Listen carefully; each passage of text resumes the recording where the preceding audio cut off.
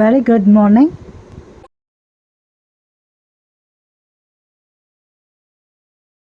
ஒரு காலத்தில் ஒரு கிராமத்து சந்தையில் தொப்பிகளை விற்று கொண்டிருந்த ஒரு தொப்பி விற்பனையாளர் இருந்தார். ஒரு நாள் அவர் தலையில் சிவப்பு தொப்பிகளை கொண்ட கூடையுடன் ஒரு காட்டின் வழியாக நடந்து சென்று கொண்டிருந்தார். அது ஒரு வெயில் நாளாக இருந்தது.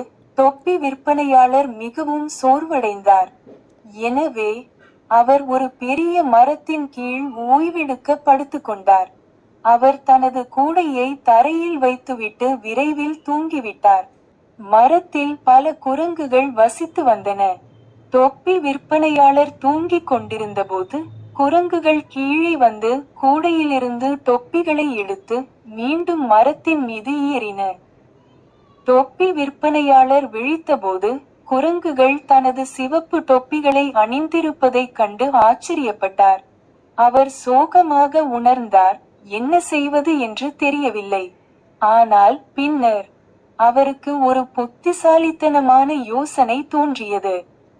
அவர் தனது சொந்த தொப்பியை கழற்றி தரையில் எறிந்தார். குரங்குகள் அவரை பின்பற்றி தங்கள் தொப்பிகளையும் தரையில் எறிந்தன.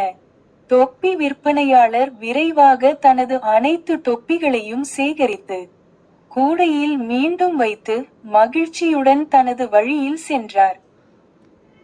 நீதி, பலத்தை பயன்படுத்துவதை விட புத்திசாலியாக இருப்பது பிரச்சினைகளை சிறப்பாக தீர்க்கும்.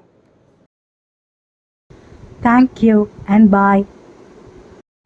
Like, share and subscribe for more videos.